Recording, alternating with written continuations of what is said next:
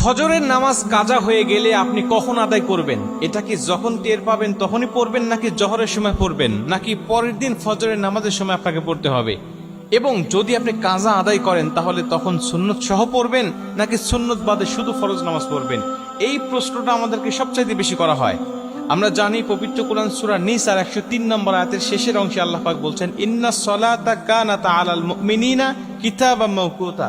আমি আল্লাহ তোমাদেরকে নির্দিষ্ট সময়েই নামাজকে ফরজ করেছি। নামাজ নির্দিষ্ট সময়ে ফরজ, কিন্তু আপনি নির্দিষ্ট সময় যদি না পড়তে পারেন কোনো জরুরতের ক্ষেত্রে, তাহলে আপনি কি করবেন? যেমন আমরা জানি ফজরের নামাজটা কখন পড়তে হয়?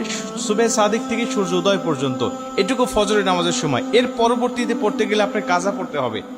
আমরা জানি নবীজি সাল্লাল্লাহু আলাইহি ওয়াসাল্লাম বলেছেন, তিনটা সময়ে নামাজ পড়া আল্লাহ পাক হারাম করে দিয়েছেন। 1 নম্বর সূর্য উদয়ের সময়, 2 নম্বর সূর্য যখন একেবারে ঠিক মাথার উপরে থাকে, হেলে যতক্ষণ না